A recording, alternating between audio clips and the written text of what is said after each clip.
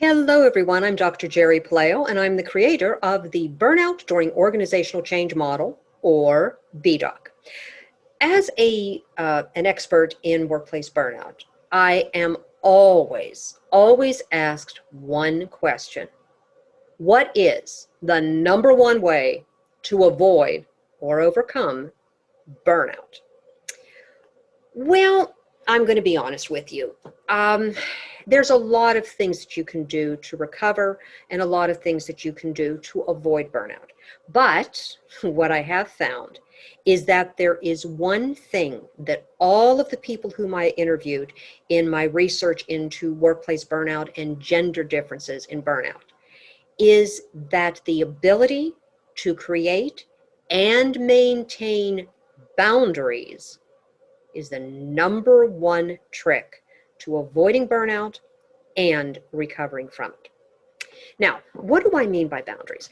Well, boundaries are lines in the sand that you basically say, no, you can't cross this line, and no, I can't cross this line.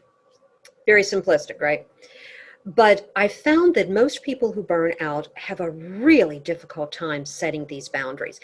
There's a lot of reasons why this could happen. Many people who burn out are people pleasers.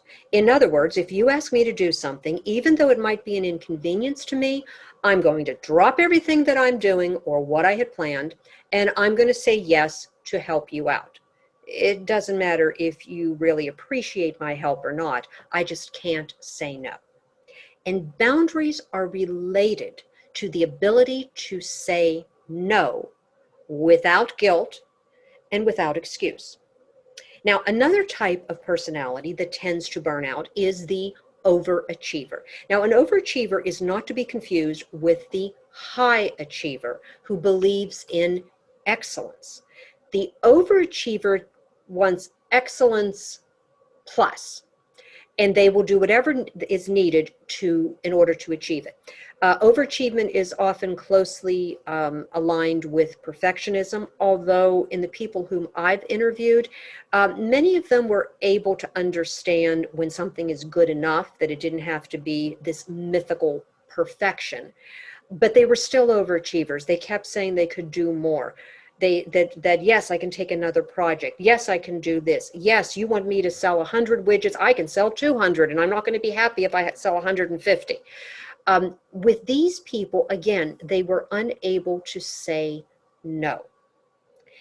And boundaries require something that's really critical. And it's what I discovered in my original research that led to the Burnout During Organizational Change, or BDOC model.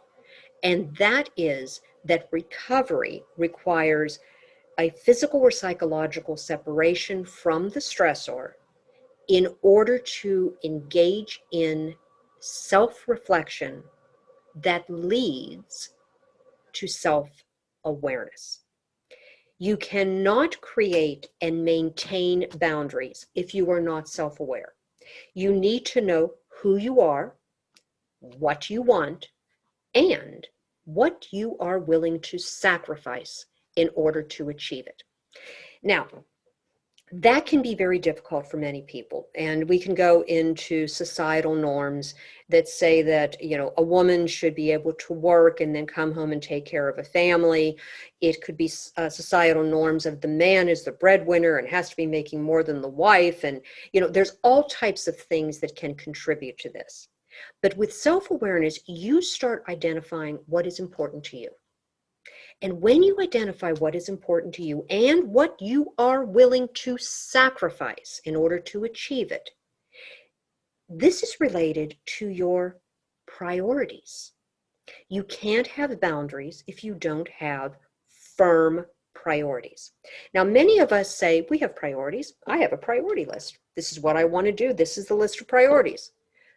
But then they get upset because somehow other stuff came in and they weren't able to achieve what they wanted. And that is because your behaviors and your actions prove your priorities. Now, this is related to boundaries because if you have certain priorities about what you want to do, what you want to achieve, and how you're going to achieve it, and what you're willing to sacrifice, then creating those boundaries becomes, dare I say, easy because you know what you can do. For example, I knew someone, in fact, I interviewed this person who was a global director and flew all around the world. I mean, the travel schedule was absolutely insane. They even said that they felt like they had perpetual jet lag. And the problem was that everybody else in the department said, yeah, we travel, but we take a day or two off when we come back from a long trip to get reacclimated. Well, this was an overachiever. And what they said was, I don't need it. I flew in from Hong Kong and I arrived in at 11 o'clock at night, and I was at work at 7 o'clock the next morning because that's what we should do. There were no boundaries there.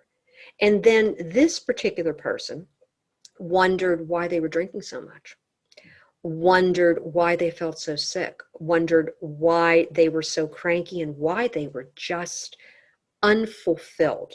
They were doing the job they always wanted, but it no longer meant anything to them. And it's because of the boundaries. Their boss was encouraging them to take a day or two off when you came back from these global trips, but they said no, because their belief was that meant that they were not the overachieving perfectionist. And there may have even been some people pleasing in there too. So if you want to avoid burnout, you need to take the time for self-reflection so that you become more self-aware.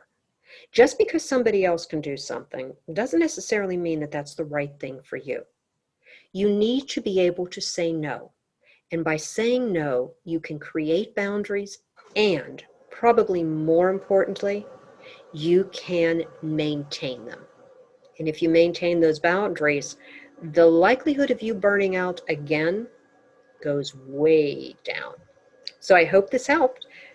Take care, and please let me know what you think.